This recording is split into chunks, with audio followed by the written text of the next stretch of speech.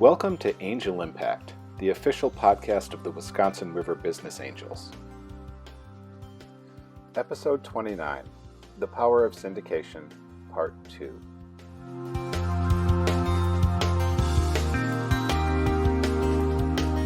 That's a great story. That just shows you how the influence and the persuasion kind of ripples, through the dominoes there. I had heard from one of our other investments that was out of the state, actually from California. And one of the reasons that she liked coming to Wisconsin, well, she had developed her business here, but the support, they don't do the level of advising and mentoring that we do here. And I think, Brad, you mentioned that that's a big part of your program. And again, you can offer a lot of support and guidance to a company that you may not ultimately invest in. But the idea, again, is it's good for everybody. We want businesses to succeed, even if they're not in our portfolio. We still want them to succeed because it's good for everybody else. Yeah.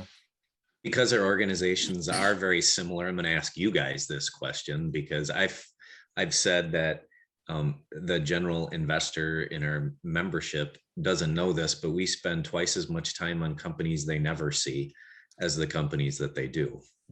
Is that similar to you guys?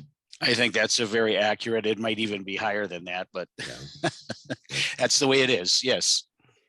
You don't know until you get into that depth of diligence whether or not this is a good investment to bring forward. And Leon and I are very, very careful. And there are a number of investments, or I should say entrepreneurs that we've worked with that we never invested in. But we want to have a high degree of certainty that when we put them in front of our investors, that there is a very high likelihood that they'll go in. We don't want to bring in anybody. So this isn't like Shark Tank. This is one of the things we talked about in the misconceptions session, is that there's no gotchas. You don't put somebody up on stage in front of a bunch of investors to get them to fail.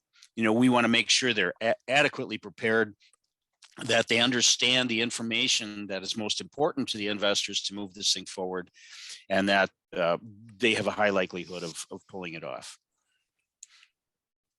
Yeah. Do you feel like, is that a Wisconsin thing or is it a Midwest thing or is it just a general angel thing, to have that level of support and concern for the companies and the entrepreneurs? Because I hear I hear both of your groups really emphasize that you support your entrepreneurs. You really do. I'm gonna jump in on this one just because I feel like I don't care where you're from. It's a respect thing. The easy seat is the one we sit in. The hard seat is the entrepreneur. They're not sleeping nights. They're giving up a lot of stuff. In a lot of cases, they're mortgaged. They've talked to all their friends and family about their passion. So for us to sit in a chair and tear them apart, I feel like is an entire disservice of disrespect for what is really the hard job. So even in these sessions, there's a bit of reluctance, even on my part, to talk about, what an entrepreneur should do, because man, they get a lot of advice from everybody as to how easy it is when we're sitting back. So it is, I don't care where a person's from. It's a respect thing for the culture of what I have as an ultimate level of respect for what it is every single one of these entrepreneurs is attempting to do.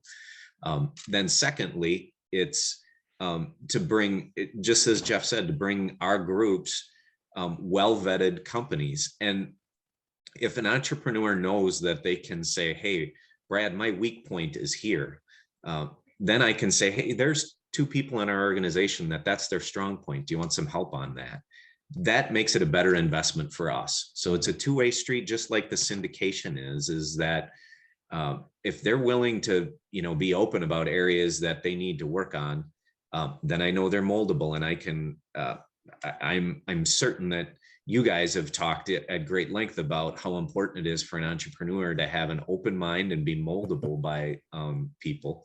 It's come up a few times, yeah. Coachability, I think, is yeah. So their willingness to do that means they're opening themselves up, and if we're Shark Tanking them, I guess is the terminology to use, those guys are just out to have the greatest deal on earth, and that's not really what the culture of our organization is, or yours. Yeah, that's entertainment. Yep. As long as you keep that in mind, it's entertainment. Yeah. Yep. Exactly. It's great television. Yeah. And that was, I would encourage anyone who hasn't listened to the episodes that Jeff and I did of Angel Impact, which is 5 misconceptions about angel investing. Go back and listen to that, because we explore that in great length. Shark Tank is great television, and we all get like some secret schadenfreude from watching them tear entrepreneurs apart, catching them unawares. But it's just, from all the conversations I've had with Jeff and Leon and now Brad, I can see that's not really what angel investing is. It's a very supportive, nurturing process, that's really, it really wants what's best for everyone. And it's one of the beautiful things about it. And I see that's what you have very congruent cultures, in WIP and WRBA. And so, clearly it's going to be very, very natural for you guys to collaborate. And back to your question, Aaron, you asked if this was a Wisconsin thing or a Midwest thing on this support and help. I tend to think it's more of a Midwestern cultural support type of thing. Okay. It goes beyond Wisconsin, but not necessarily real far beyond Wisconsin. And I may be a lot of that rural agricultural manufacturing background that was so characteristic of the Midwest, that these people do rely on one another to help one another out, from their farming days to getting businesses started. But I think that's really something we look at. And there's a lot of information on what to do, but very little information on how to do it. And that's where the secret lies, in the how to, because that's where you can make changes. There's all kinds of books, the finest secrets of business, how to be successful in business. You write it, but you can't reproduce it. You got to have a protocol and a process on the how to do it. And that's what we try to provide with this mentoring and this development of these companies. Yeah, absolutely. And I know you have, the WRBA has really reliable and very rigorous frameworks to help with that process. And we describe those in other episodes and on the website and places like that.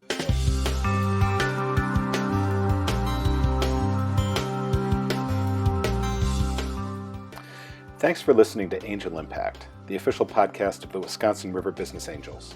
To learn more about the Wisconsin River Business Angels, visit the website at www.midwestwealthventures.com or find us on Facebook.